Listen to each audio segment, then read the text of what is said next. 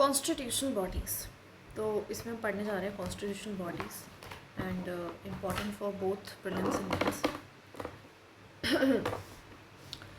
जैसे कि जो सबसे इम्पॉर्टेंट है वो मैं बताते चलूँ, जिसकी इलेक्शन कमीशन ऑफ इंडिया हुआ, कैग हुआ, there is a CAG. UPSC में तो सच क्वेश्चन आया, मेंस में एंड स्पेसिफिकली फाइनेंस कमीशन हुआ, फाइनेंस कमीशन हुआ। उसके अलावा जीएसटी, इवन जीएसटी पे भी क्वेश्चन आया हुआ है, तो जीएसटी काउंसिल हुआ। एनसीबीसीज पे भी क्वेश्चन आया हुआ है, so this one. And then there is a CAG, सबसे इम्पॉर्टेंट है फॉर द मीन्स परस्पेक्टिव, मैंने बता रही हूँ। अटर्नी जनरल पे भी एक बार मीन्स में क्वेश्चन आया हुआ है। तो ऑल ओवर अगर आप देखोगे तो प्रीलिम्स कहें, मीन्स कहें, इन सब में जो है थोड़ा सा इम्पॉर्टेंट है, तो अच्छे से अपना समझते हुए चीज़ों को पढ़ेंगे। That is a constitution body. सबसे पहले बात करते हैं इलेक्शन कमीशन ऑफ इंडिया का, ठीक है। तो इलेक्शन कमीशन ऑफ इंडिया की बात करेंगे सबसे पहले, ओके। सो अगर मैं बात करूँ इस्टेब्लिशमेंट की, ठीक है, तो जो इलेक्शन कमीशन है, पहले इलेक्शन कमीशन था जिसको इस्टेब्लिश हमारे कॉन्स्टिट्यूशन ऑफ इंडिया ने कराया था अंडर द आर्टिकल 324, इसको लिख लेना, ठीक है। तो इलेक्शन कमीशन को हमने इस्टेब्लिश कराया था कॉन्स्टिट्यूशन ने अंडर आर्टिकल 324।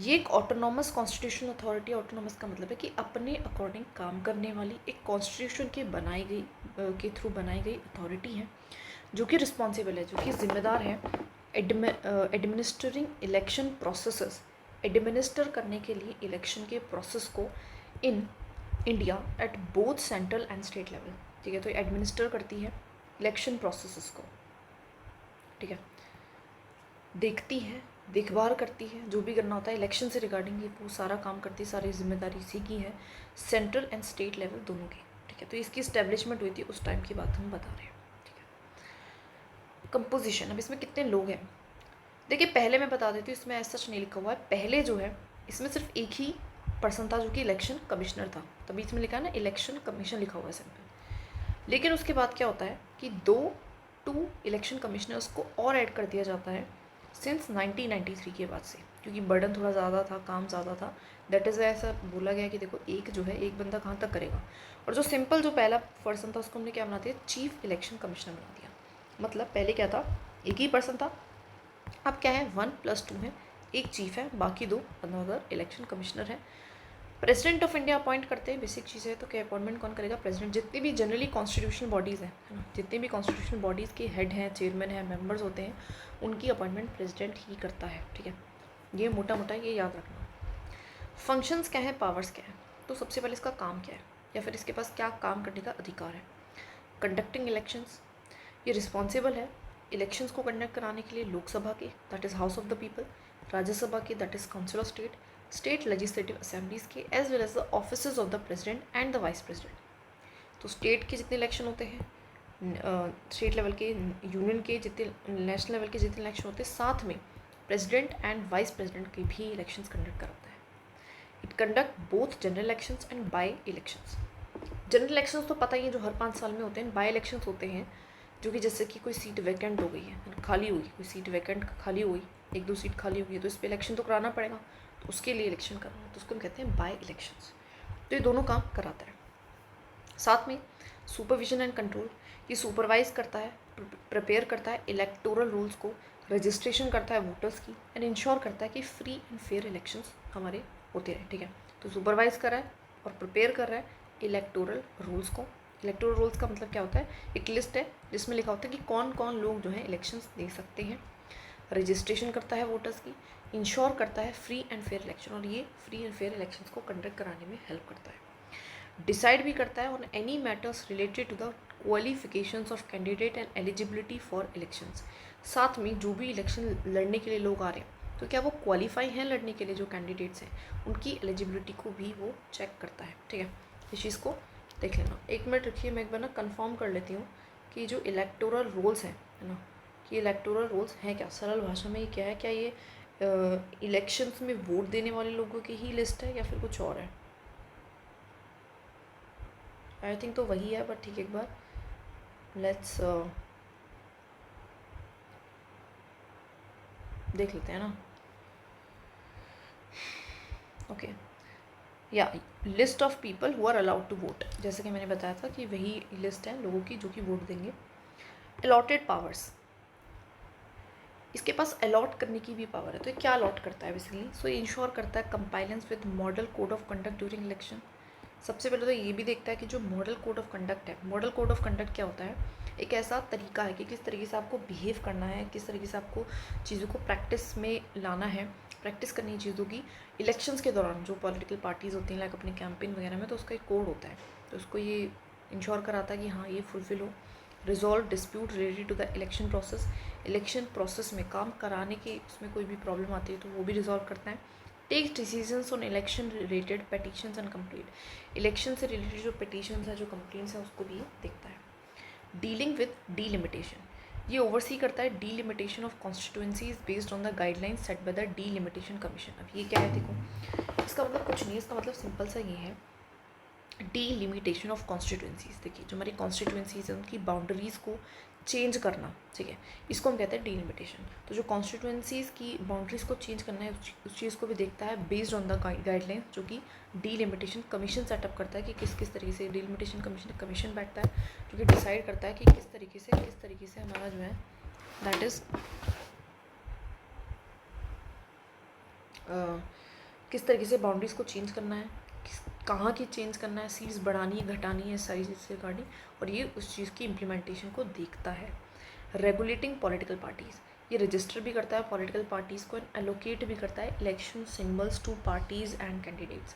साथ में रजिस्टर करेगा, जो हमने ऑलरेडी देख लिया था रजिस्ट्रेशन ऑफ, अच्छा पॉलिटिकल पार्टीज़ की भी रजिस्ट्रेशन करता है। Allocate election symbols to parties, अब हर एक जो पार्टी होती है उसका क्या होता है, इलेक्शन सिंबल होता है, ठीक है, तो इसको भी ये क्या करता है, that is in the election symbols को भी ये हमारा लोकेट देता है, ठीक है। Election commission resolve the disputes relating to split and mergers of recognise political parties. जैसे कि मैंने बताया था कि इलेक्शन कमीशन जो है पार्टीज़ से रिलेटेड भी जो कोई डिस्प्यूट होता है तो उसको भी रिजॉल्व करता है, जैसे कि मर्जर हुआ, स्प्लिट हुआ, तो उस चीज़ को भी देखता है, ठीक है। ये जो पॉइंट है ना, जो थोड़ी सी हेडिंग लिख रहा है, ये इतने अच्छे से नहीं है, तो इन्हीं पॉइंट्स को कर लेना, वो ज़्यादा बेटर है, राइट। तो कुछ हमने मोटी मोटी पावर्स देख ली, फंक्शंस देख ली। नाउ बात करते हैं इंडिपेंडेंस ऑफ इलेक्शन कमीशन। हमारा इलेक्शन कमीशन किस तरीके से इंडिपेंडेंट है? देखिए क्योंकि इसकी इंडिपेंडेंट डायरेक्टली लिंक है to the democracy, free and fair elections, है ना। चीफ इलेक्शन जो कमिश्नर है can only be remove by special majority in parliament, उसको आप सिर्फ रिमूव कर सकते हो स्पेशल मेजोरिटी के थ्रू फॉर बिहेवियर और इनकैपेसिटी। और किस वजह से कर सकते हो कि आपने कोई मिसबिहेवियर किया या फिर इनकैपेसिटी, मतलब जैसे कि सुप्रीम कोर्ट के जज को कर सकते हो। Not at the pleasure of the president ensures independence, तो वो कहीं ना कहीं प्लेजर ऑफ द प्रेसिडेंट पे नहीं, मतलब प्रेसिडेंट जब चाहे उसको निकाल नहीं सकता है, बल्कि इसके लिए एक स्पेशल मेजोरिटी चाहिए होगी, साथ में मतलब इस सेम इंक्वायरी वगैरह बैठेगी जैसे कि सुप्रीम कोर्ट के जज के केस में होता है, और जब जाके उसको निकालेंगे तो प्रेसिडेंट अपनी मनमर्जी से नहीं निकाल सकता।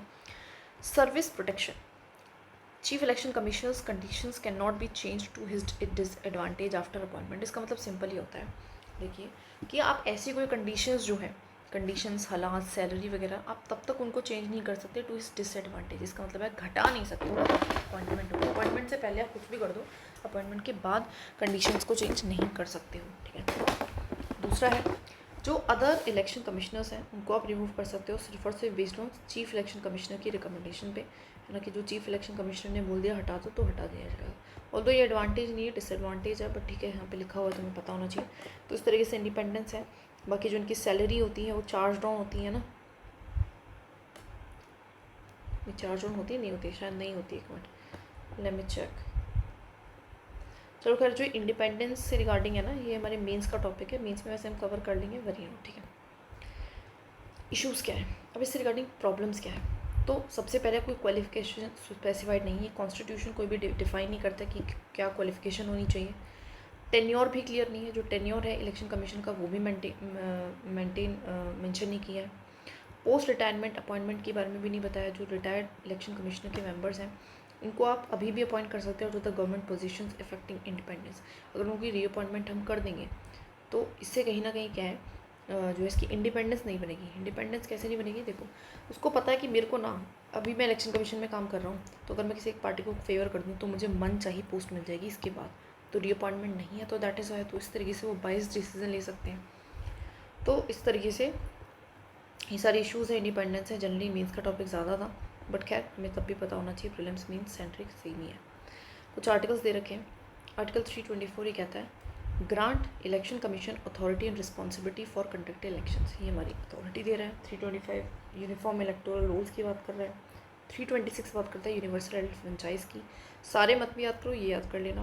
329 बात करता है कि no election to the house of parliament और state legislature will be challenged in a court of law, कि इलेक्शन को चैलेंज नहीं किया जाएगा, ऐसा ही बोल रहे हैं बस। Now another authority is the UPSC और एसपीएससी भी है, इसमें कवर है। यस, तो दोनों का ऑलमोस्ट सेम सा है, ठीक है। नाउ सबसे पहले यूपीएससी को कवर करते हैं। तो आर्टिकल 315 में हमारा जिक्र है यूनियन पब्लिक सर्विस कमीशन का। इसमें होता कौन कौन है? चेयरमैन होता है और बाकी अदर मेंबर्स होते हैं। नंबर को कौन डिटरमाइन कर रहा है? प्रेसिडेंट करता है कि कितने लोग हैं। प्रेसिडेंट ही इनके अपॉइंटमेंट करता है, ठीक है, चेयरमैन को या मेंबर को। टेन्योर इनका गिवन है, दैट इज 6 years और until the age of 65 years whichever is earlier. तो 65 साल के हो जाए या फिर तो बंदा, या फिर 6 साल तक उसका टर्म है, जो भी पहले हो जाए तब तक वो रहेगा। रिमूवल की बात करूँ तो प्रेसिडेंट ही करेगा on the grounds of misbehaviour after an inquiry by the supreme court, ठीक है। तो इनके केस में भी इंक्वायरी बैठती है सुप्रीम कोर्ट के थ्रू, तो इस चीज़ को थोड़ा ध्यान रख लेना। Grounds include insolvency, paid employment outside duties. किस किस ग्राउंड पे हो सकते हैं? जैसे कि इंसॉल्वेंट हो जाए, पेड एम्प्लॉयमेंट करे outside the duties, infirmity of mind और बॉडी, पागल हो गया है वो, है ना, उसका जो माइंड है बॉडी है वो अलाइन नहीं कर रहा है, या फिर मिसबिहेवियर उसने करा है।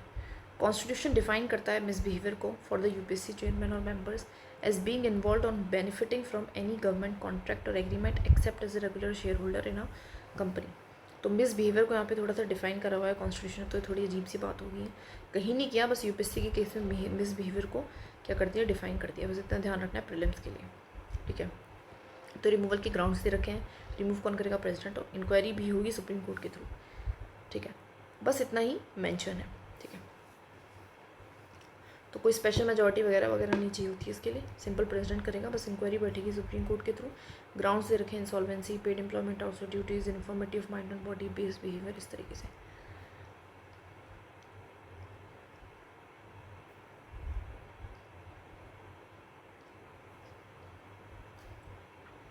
नाउ क्या फंक्शंस हैं, क्या ड्यूटीज़ है, आर्टिकल 320 बोलता है।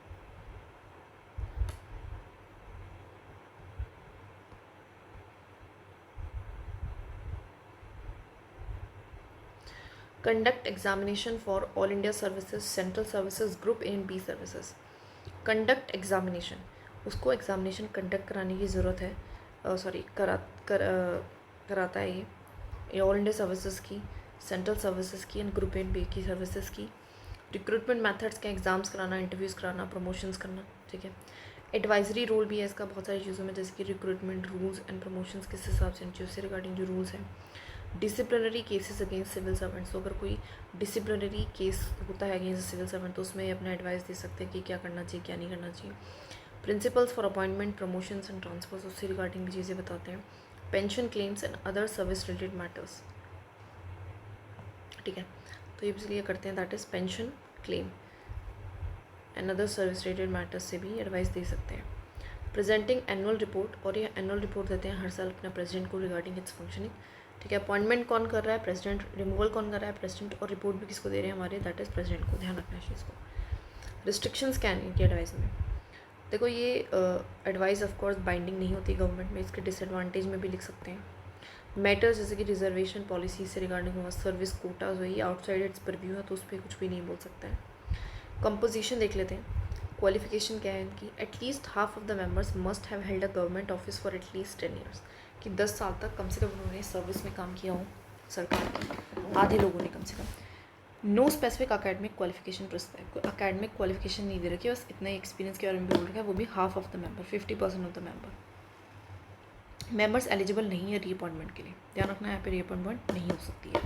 इलेक्शन कमीशन के केस में बोला ही नहीं था, जो कि उसका क्या बन जाता है? Disadvantage. Can be reappointed as a chairman only, किया भी जा सकता तो सिर्फ एज अ चेयरमैन, मतलब मेंबर बन सकता है चेयरमैन, है ना, या फिर चेयरमैन ऑलरेडी दोबारा से चेयरमैन बन सकता है। Can not engage in further employment with the government of India और स्टेट गवर्नमेंट आफ्टर रिटायरमेंट, उसके अलावा कहीं भी इंगेज नहीं हो सकते हैं फर्दर एम्प्लॉयमेंट में गवर्नमेंट ऑफ इंडिया या फिर स्टेट गवर्नमेंट आफ्टर रिटायरमेंट की बात।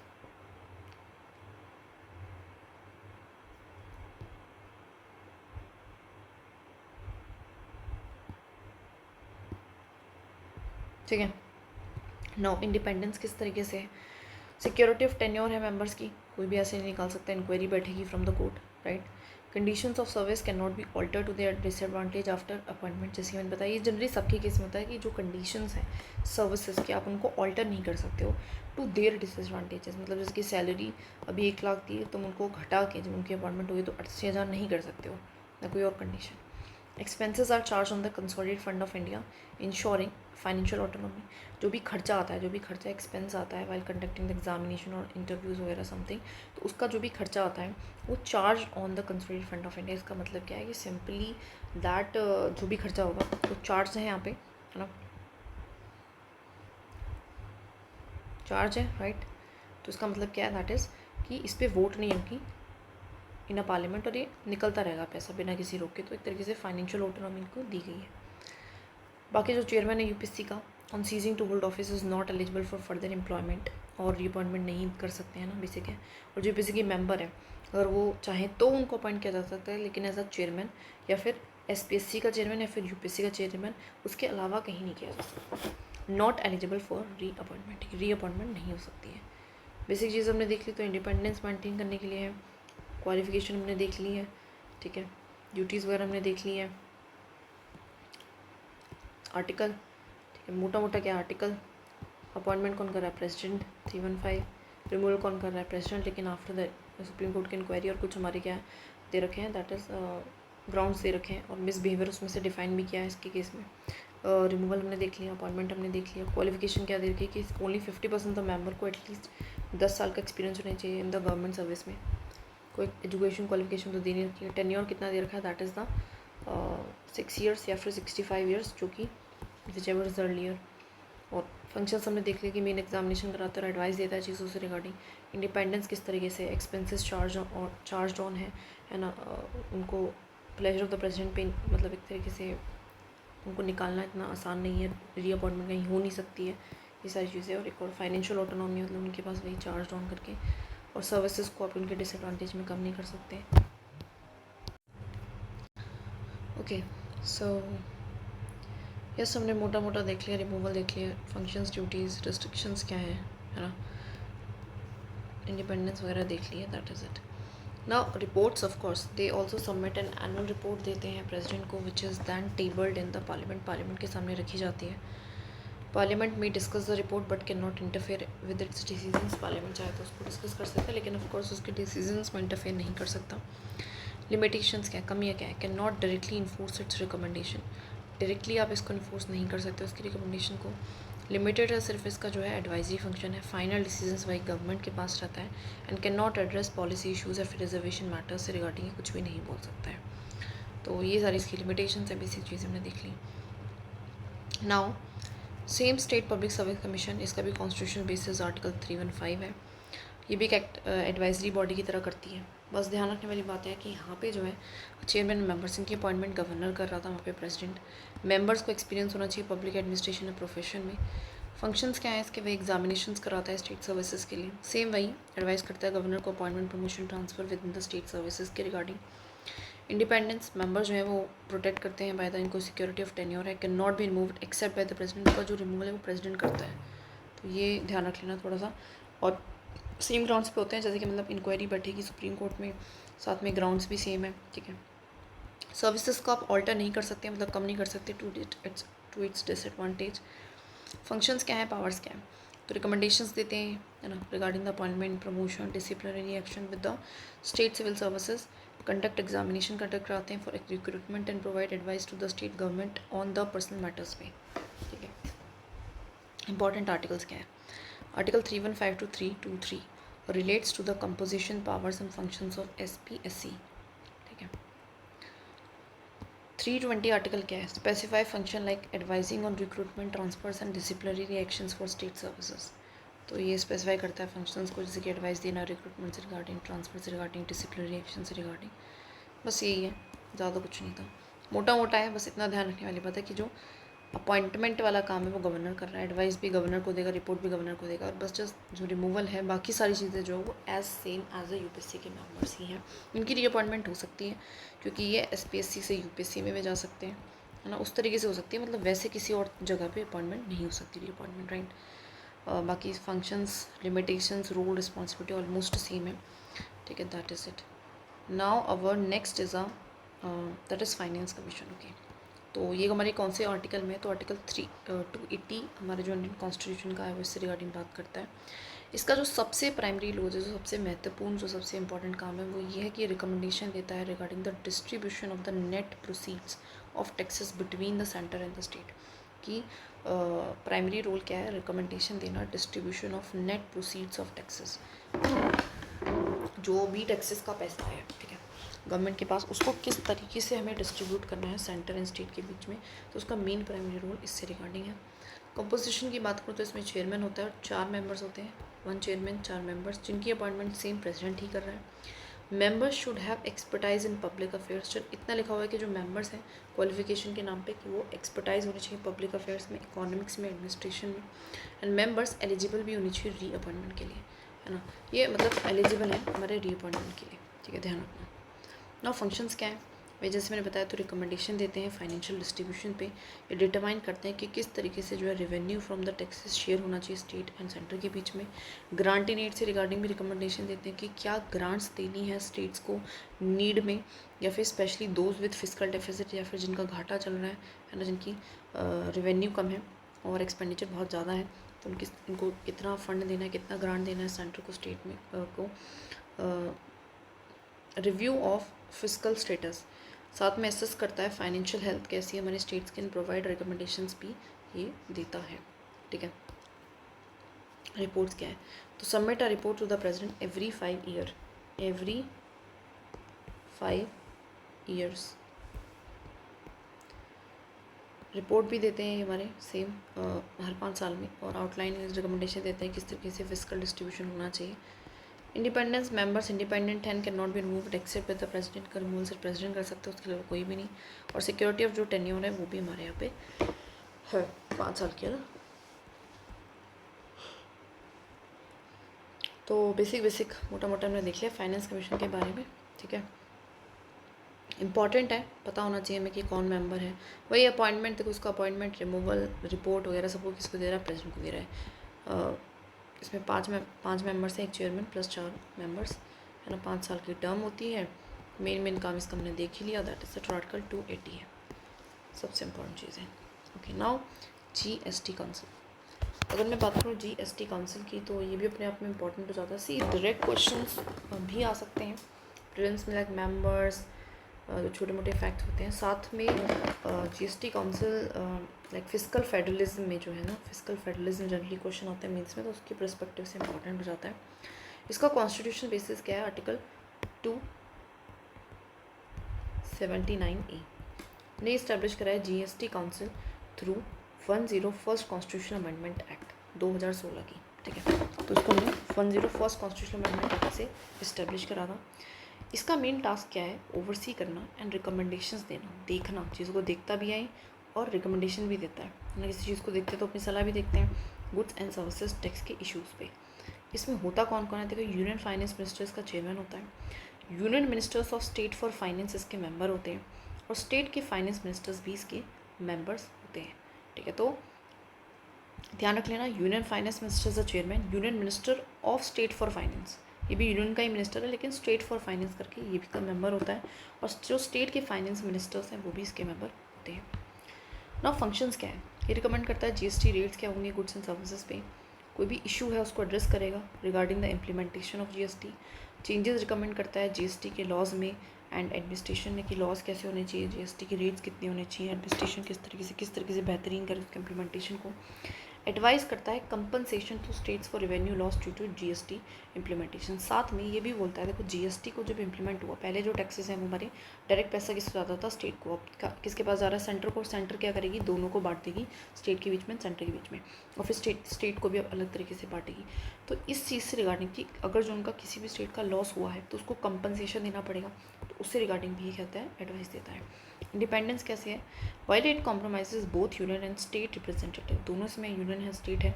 Council operate as a consultative and decision making body without any hierarchical control.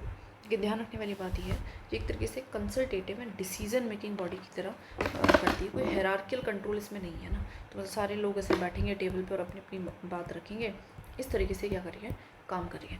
तो इसको हम बहुत अलग अलग तरीके से यूज कर सकते हैं बहुत सारी चीज़ों में. ठीक है. Now working of the council है ना, कोऑपरेटिव फेडरलिज्म वगैरह में भी इसका एक अच्छा एग्जांपल दे सकते हैं.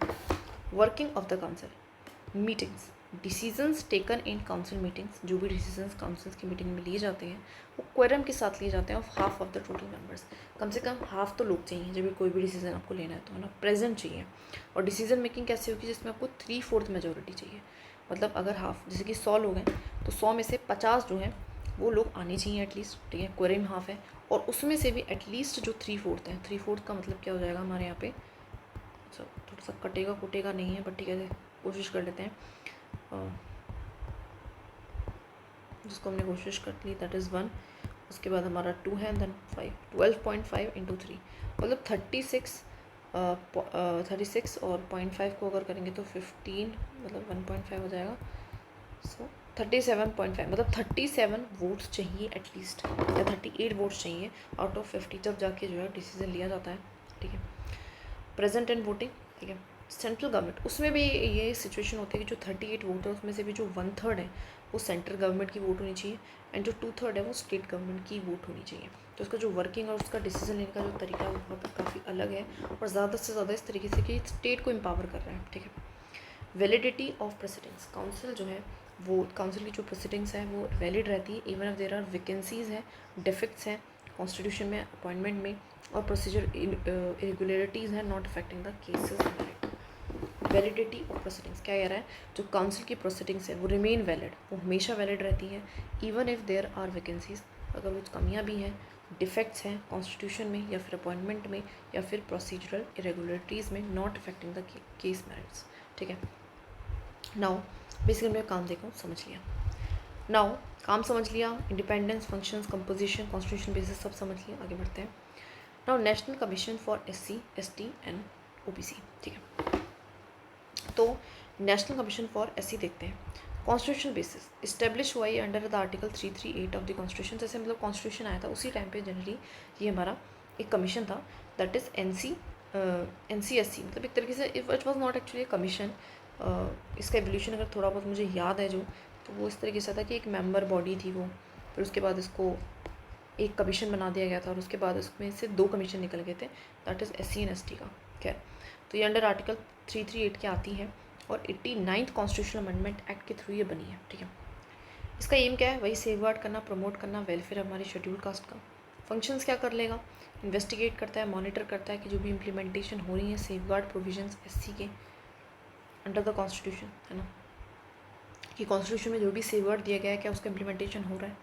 इंक्वायर करता है, कोई भी स्पेसिफिक कंप्लेंट आती है regarding the violation of SC right, कि SC के राइट्स का वायलेशन हुआ तो उससे रिगार्डिंग अगर कोई कंप्लेंट इसके पास आती है तो उसमें भी इंक्वायरी बिठाता है. एंड रिकमेंड करता है measures for the welfare and the advancement of the SCs को भी रिकमेंड करता है. कंपोजिशन क्या है, इसमें चेयरमैन है, वाइस चेयरमैन और 3 अदर मेंबर, मतलब 5 ही लोग हैं, 1, 1 और 3.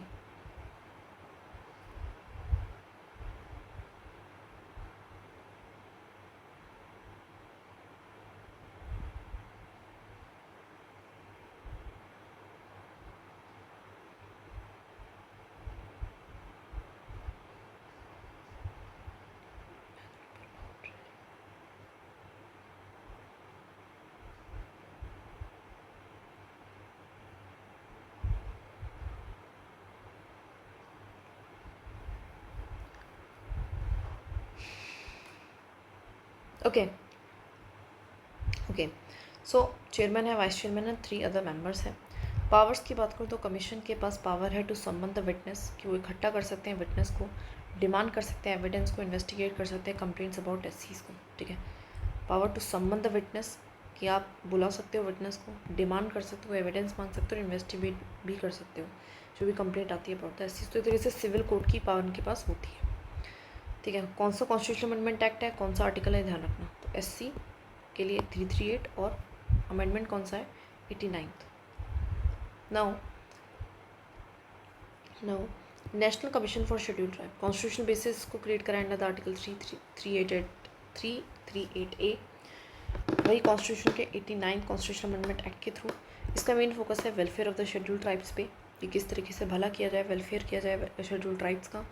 और फंक्शन सिमिलर है, सेम वे करेगा, सेफगार्ड करेगा राइट्स को, प्रमोट करेगा वेलफेयर, कंप्लेंट्स को देखेगा अगर कोई आती है regarding the violation of the ST के राइट, रिकमेंड करता है मेजर्स की किस तरीके से और एडवांसमेंट कर सकते हैं एसटीज़ का। कंपोजिशन क्या है, चेयरमैन है, एक वाइस चेयरमैन है और 3 अदर मेंबर्स हैं। पावर्स क्या है, has the authority to investigate complaints, call for evidence and monitor the execution of constitutional provisions relating to the STs. Evidence मांग सकते हो, मॉनिटर कर सकते हो execution of the constitutional provisions related to the STs. ठीक है, basic 89th constitutional amendment act है, जो कि कहता है कि हमारा जो है ना, इसने इसलिए 2 बॉडीज़ बनाई, एक 338 के through that is national commission for ST and 338A के through national commission for ST. ठीक है, पहले एक पर्सन हुआ करता था, फिर इसको कमीशन बना दिया गया था, फिर कमीशन से 89th अमेंडमेंट के थ्रू हमने 2 कमीशन बना दिए गए थे। काम इनका सेम वही है। ऐसे हमारा एनसीबीसी है, खैर इसको तो हमने, ये आर्टिकल 33B के बाद आता है, बी में आता है, और ये मैंने 102 कॉन्स्टिट्यूशनल अमेंडमेंट एक्ट से बनाया था बाद में 2018 में। इसका फोकस ये है कि सेफगार्ड करना, प्रमोट करना welfare of the backward classes को। एंड फंक्शंस क्या है इसके, that is to investigate the condition of backward classes and ensure conclusion central list of OBC वगैरह, जैसे कि इंक्वायर करना complaints regarding the violation of the BC right, वही measures देना कि कैसे अपलिफ्ट किया जाए। कंपोजिशन में same chairman, same vice chairman, same 3 members. Powers वे कि इन्वेस्टिगेट कर सकता है, संबंध the witness, overseas the execution of policies. Almost सारी चीज़ें जो है इसमें सेम ही है, तीनों के पास सिविल कोर्ट की पावर होती है। ठीक है, इन्वेस्टिगेट, रिकमेंड, संबंध द विटनेस वगैरह सब कुछ। और साथ में ही सारे आर्टिकल 338 है, एक 338A है, एक 338B है। बस ठीक है, और इसमें सब में एक चेयरमैन, एक वाइस चेयरमैन और 3 मेंबर्स भी हैं। अच्छा, उनका टर्म वगैरह नहीं लिख रखा क्या? इसमें तो नहीं लिख रखा है, आई डू नॉट नो कि एक्ट में लिखा हुआ था कि नहीं लिखा हुआ था, शायद इनका टर्म दे रखा था। Let me clarify it. Okay, let's okay, अलग से जनरल फीचर्स भी दे रखे हैं, देखिए जनरल फीचर्स ऑफ दीज। तो वही है कि रोल क्या है मॉनिटरिंग वेलफेयर प्रोग्राम में, कि हर एक जो कमीशन है उसको दैट इज़ मॉनिटर करना है, वेलफेयर प्रोग्राम्स को एसेस करना है कि इफेक्टिवनेस कैसी है। मतलब कोई वेलफेयर प्रोग्राम लेके आई है गवर्नमेंट, तो उसको देखना है कि कहाँ वो काम कर रहा है कि नहीं कर रहा है। रिकमेंडेशन देनी है गवर्नमेंट को रिगार्डिंग पॉलिसीज़ की, क्या पॉलिसीज़ आपको लानी चाहिए, कैसे लॉज लेने चाहिए, क्या मेजर्स लेना चाहिए, सो दैट उनका सोशल इकोनॉमिक अपलिफ्टमेंट हो पाए। ठीक है, एंड जो रिपोर्ट है प्रेसिडेंट को वो देते हैं, ये तीनों ही कमीशन एनुअल रिपोर्ट देते हैं टू द प्रेसिडेंट। ठीक है, on the implementation of the recommendation and the related issues की, जो भी हमने रिकमेंडेशन दी थी उसकी कितनी इम्प्लीमेंटेशन हुई, कितनी नहीं हुई, और फिर उससे प्रेसिडेंट जो है जवाब भी मांगते हैं पार्लियामेंट में, ऐसा क्यों हुआ, क्यों नहीं हुआ, इस रिगार्डिंग। अच्छा, जो इसकी टर्म से रिगार्डिंग जो क्वेश्चन था, है ना, कि ये टर्म दे रखी है कि नहीं दे रखी है, so let me clarify it. जो टर्म है वो नहीं है given in the constitution itself, ये हमारी प्रेसिडेंट डिसाइड करते हैं। ठीक है, और क्वालिफिकेशंस वगैरह भी कुछ भी मेंशन नहीं है, जो मेंशन है वो यही सारी चीज़ें हैं। ठीक है, दैट इज़ इट। तो यही सब कुछ हमें पता होना चाहिए था। एंड बस अभी क्या क्या रह गया, कैग रह गया है, attorney general, advocate general and this. कोई नहीं, हम धीरे धीरे कर लेंगे, करना तो है ही। ठीक है, तो ये हमने मोटा मोटा यहाँ पे कर लिया। तो कॉन्स्टिट्यूशन में टर्म नहीं है, तो प्रेसिडेंट ही डिसाइड करता है, इस चीज़ को बस ध्यान रख लेना। ठीक है, ओके, तो आगे हम बढ़ते हैं, that is on the CAG. CAG के बारे में देखते हैं, that is controller and auditor general of India. CAG हमारे कंट्रोलर एंड ऑडिटर जनरल हैं।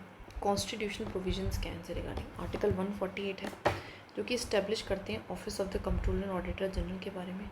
इनकी अपॉइंटमेंट हमारी ऑफकोर्स प्रेसिडेंट ही करेंगे। टर्म जो है वो 6 साल या फिर 65 साल है, विच एवर इज अर्लियर। देखो, for the case of that is term जो है वो नहीं गिवन इलेक्शन कमीशन के लिए। Term is not given for the NCBCs, NCSC, NCST के लिए टर्म नहीं है। UPSC के लिए एंड हमारा जो है कैग के लिए, फाइनेंस कमीशन के लिए भी थी, ठीक है। तो ये जो है UPSC एंड कैग इनके लिए ऑलमोस्ट सेम है, 6 साल या फिर 65 साल, जो भी अर्लियर हो। रिमूवल की बात करूँ तो only remove by the president किया जा सकता है on the grounds and procedure similar to the removal of the जज ऑफ सुप्रीम कोर्ट। और ये कैसे रिमूव होते हैं? सिमिलर एज अ जज ऑफ द सुप्रीम कोर्ट की तरह जो है ये रिमूव होते हैं। इंडिपेंडेंस की बात करूँ तो CAG is independent of the government है, ठीक है। कैग जो है वो इंडिपेंडेंट है गवर्नमेंट से, ठीक है। रिपोर्ट डायरेक्टली प्रेसिडेंट को करता है, मतलब कैग का गवर्नमेंट से कोई लेना देना नहीं है। गवर्नमेंट के अकाउंट को चेक करेगा, प्रेसिडेंट को जाके रिपोर्ट करेगा, ठीक है।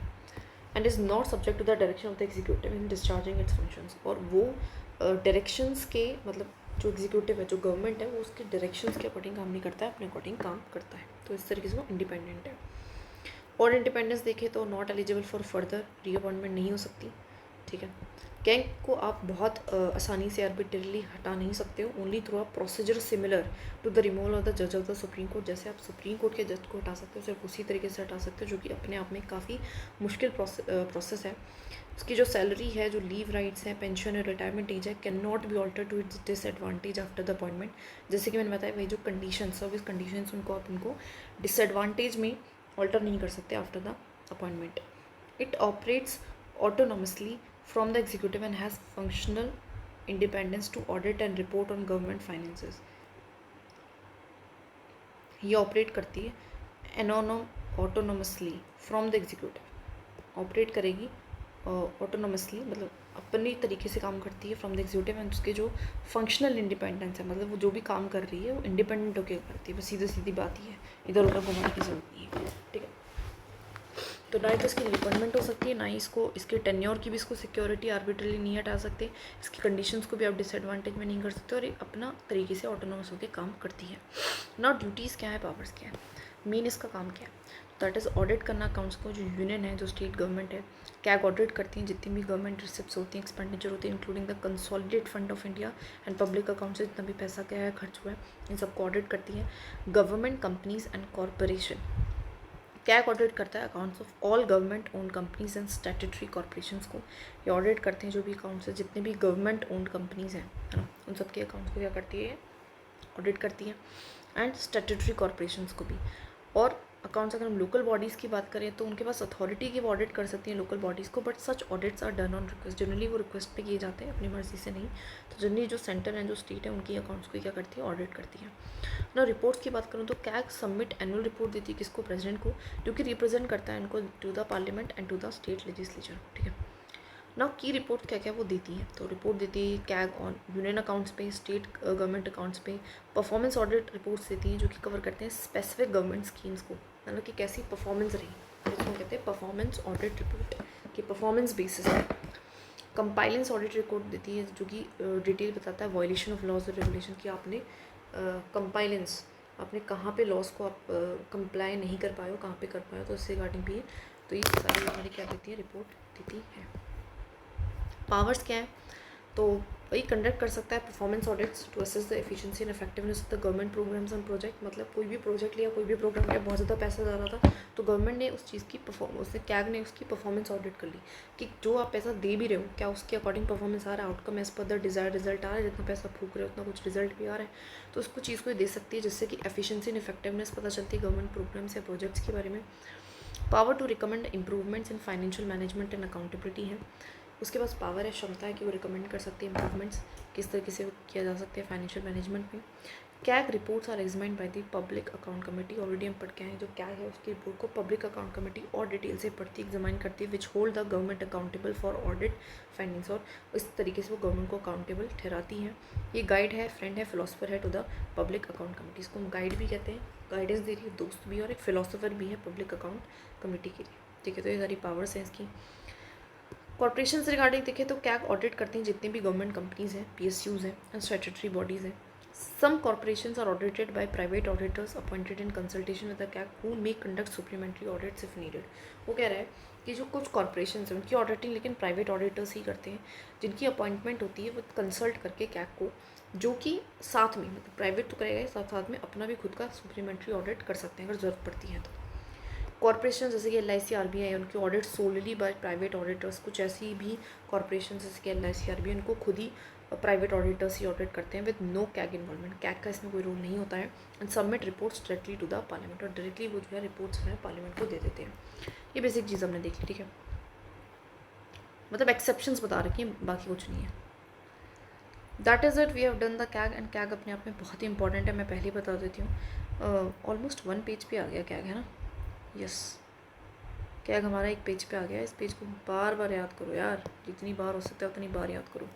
Very very very important, very very very important, क्योंकि मीन्स में अब ऑलरेडी 3 बार क्वेश्चन आ चुका है, तो दैट मीन्स वेरी इंपॉर्टेंट है। एंड प्रीलिम्स में भी काफ़ी हायर चांस होते हैं कैग से रिगार्डिंग क्वेश्चन आने के।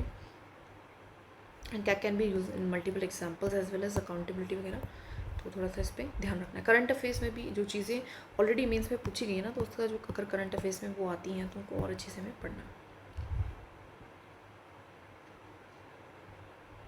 Now, Attorney General of India, Constitution basis, Article 76 of the Constitution provide करता है for the office of the Attorney General।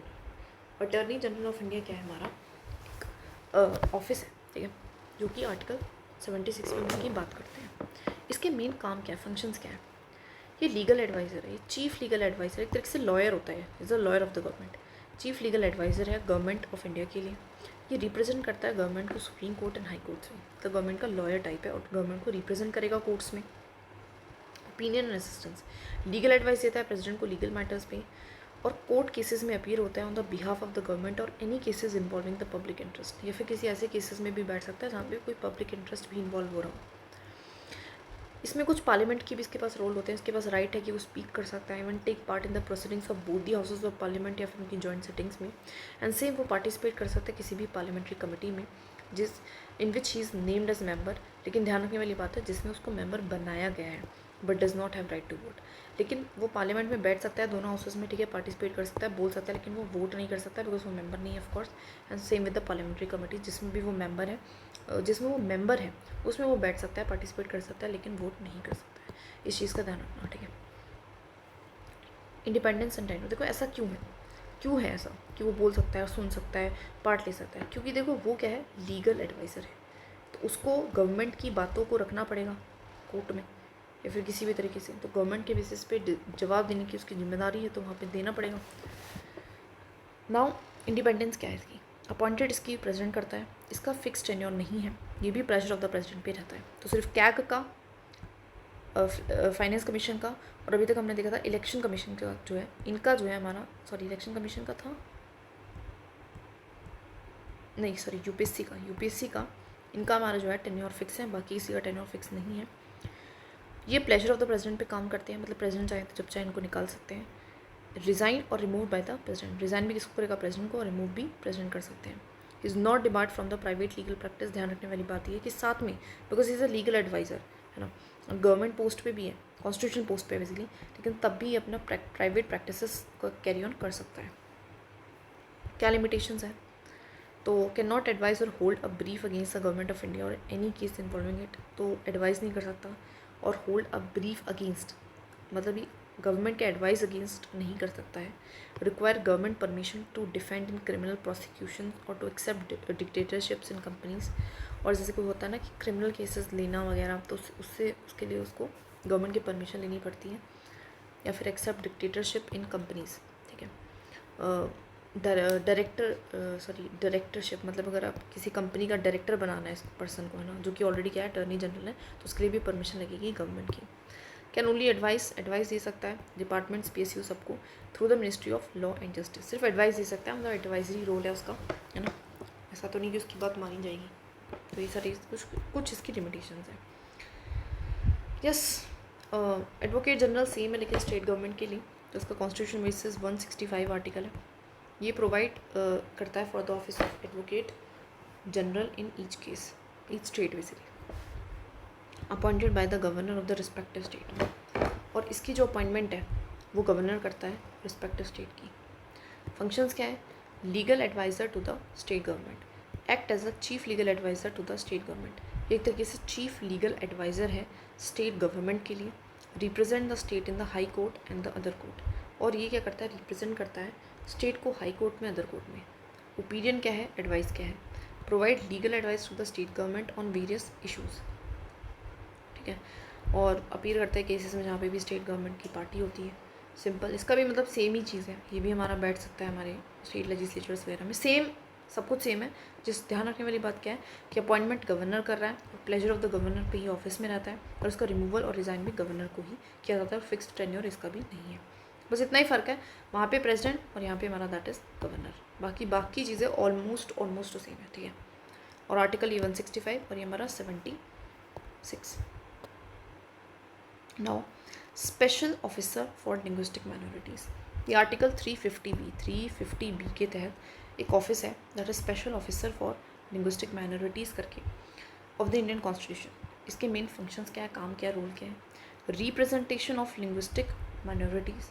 जो ऑफिसर है रिस्पॉन्सिबल है इन्वेस्टिगेट करने में एंड मॉनिटर करने में matters relating to the safeguard of the interest of the linguistic minorities. Report to president, जो स्पेशल रिपोर्ट ऑफिसर है वो सबमिट करता है annual report to the president on the working of the safeguard provided to the linguistic minorities in India. तो जो special officer है वो submit करता है annual report to the president on the working of the safeguard provided to linguistic minorities in India, ठीक है। तो report देता है, रिकमेंडेशन देता है प्रेसिडेंट को रिगार्डिंग कि किस तरीके से और इफेक्टिव तरीके से इम्प्लीमेंटेशन हो सेफगार्ड फॉर लिंग्विस्टिक माइनॉरिटीज़ का। पब्लिक एंगेजमेंट इंश्योर करता है कि जो इंटरेस्ट है लिंग्विस्टिक माइनॉरिटीज़ के वो प्रॉपर्ली रिप्रेजेंट हो in the governmental and administrative processes. तो ये सब कुछ अपॉइंटमेंट वही प्रेसिडेंट करेगा, रिमूवल प्रेसिडेंट करेगा, एनुअल रिपोर्ट प्रेसिडेंट को दी जा रही है। आर्टिकल 350 भी है। काम मेन हमने देख ही लिया। ऑफकोर्स लिंग्विस्टिक माइनॉरिटीज़ की बेहतरीन के लिए काम करेगा, दैट इज़ इट। मोटा मोटा यही, आज तक वैसे किसी प्रीलिम्स और मेंस में इसमें रिगार्डिंग क्वेश्चन तो नहीं आया हुआ। हमने पूरा लगभग 1 घंटे भी नहीं लगे कॉन्स्टिट्यूशन बॉडीज़ को बहुत अच्छे से कर लिया है, ठीक है। याद रख लेना इनके आर्टिकल्स को एक बार लिख लेना, है ना, और जो छोटी मोटी चीज़ें जिसमें कन्फ्यूजन ना हो वो लिख लेना। बाकी बार वीडियो को देखिए, watch it a lot of times, कम से कम 5 बार वीडियो देखेंगे, साथ में हाथ भी चलता रहेगा, तो चीज़ें अपने आप डायरेक्टली इनकलकेट होना अपने दिमाग में शुरू हो जाएंगी। फोर्स नहीं करना है कुछ भी, खुद होगा।